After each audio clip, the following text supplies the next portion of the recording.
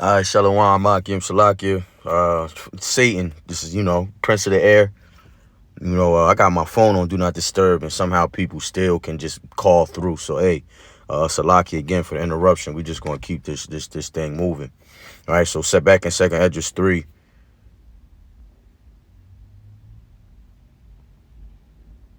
And 32. Or is there any other people that knoweth thee beside Israel? Knoweth who? Yahweh Yahweh Shai, the Lord, the Heavenly Father, the true power. Or what generation have so believed thy covenants as Jacob? No other nation, no other generation. No generation of any other nation. Right? Even 2/3 of our people don't believe, man. So you can't even fix your lips to say the word faith or speak on the Heavenly Father without speaking on the nation of Israel shortly after. In that same breath. Right? Because they're synonymous, man. The Lord gave the nation of Israel order. He gave us the truth, man. He gave us the keys to salvation. Verse 33, and yet their reward appeareth not, and their labor hath no fruit. For I have gone here and there through the heathen, and I see that they flow in wealth and think not upon thy commandments. So how can they be the chosen seed and they're not acknowledging the Lord and winning on this side? How are they flowing in wealth and prospering, but are the chosen seed and are supposed to be under the curses? And then they're not giving reverence and honor to the Lord. Counterfeits, as Wisdom of Solomon 2 speaks on, because, hey, they think of us as Yeah, they are counterfeits. They're an offspring of the real deal. We're the real McCoys, man. This is verse 34. Weigh therefore thou our wickedness now in the balance, and there is also that dwell in the world. And so shall thy name nowhere be found but in Israel. Or when was it that they which dwell upon the earth have not sinned in thy sight?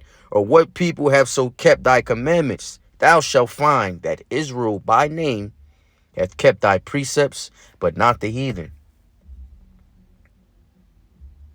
And we are of Abraham, Isaac, and Jacob, whom the Lord made the promises to, right?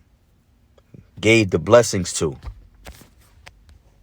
And I know I'm offshooting, man. We're going to get back to 2nd Maccabees. Let me jump to Judah 5 and 19. It says, but now, Salakia, verse 17, and whilst they sin not before their power, they prosper because Yahweh,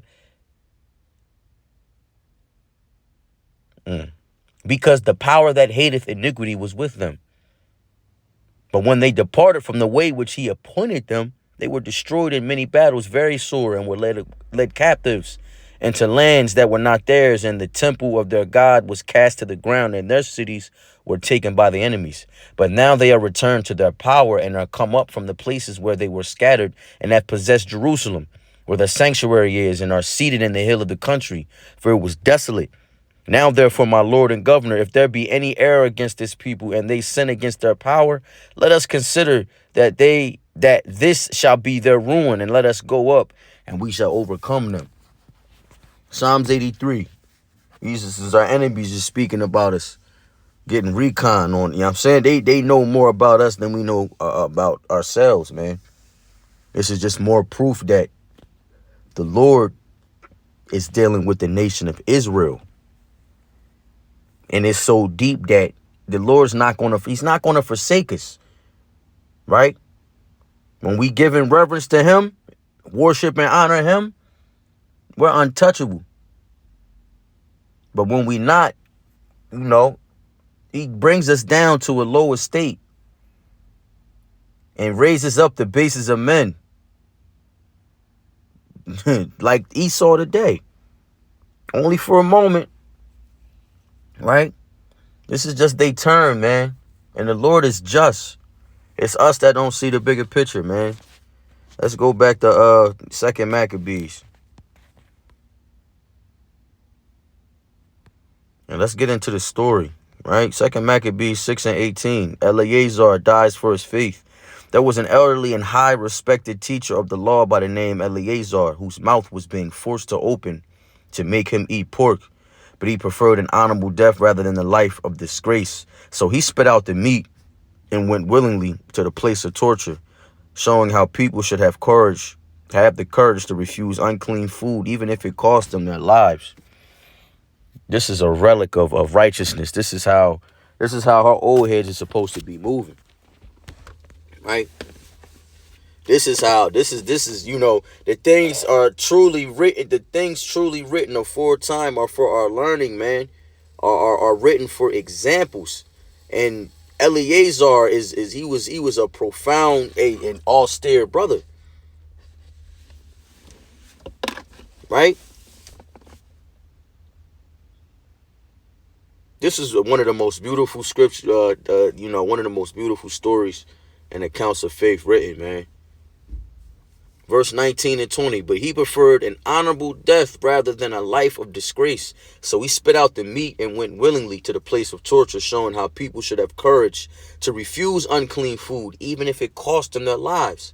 Those in charge of the sacrifice had been friends of Eleazar for a long time. And because of this friendship, they told him privately to bring meat that was lawful for him to eat. He only need to pretend to eat the pork, they said. In this way, he would not be put to death. So these is homies of him, right? Close friends or whatever, associates. Look, all you got to do is make it seem like you eating the meat, bro. You ain't got to really eat it. That's the only way you going to escape this shit. How many jakes you know would have took the bag? You know what I mean? Took the easy way out.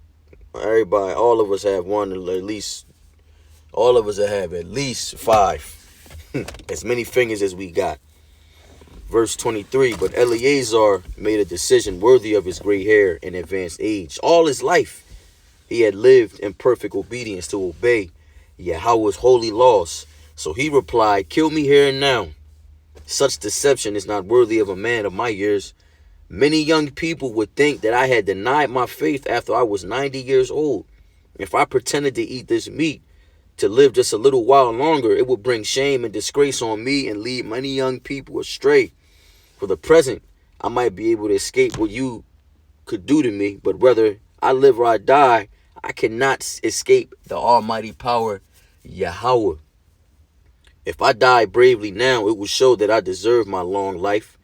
It would also set a good example for the way young people should be willingly glad to die for our sacred and respected laws. And as soon as he said these things, he went off to be tortured.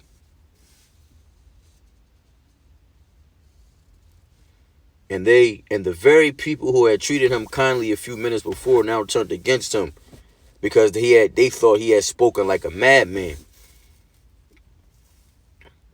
These little beta males, it just show you how fast a motherfucker switch on you. You know what I mean? Stockholm syndrome type shit. They love their master, man.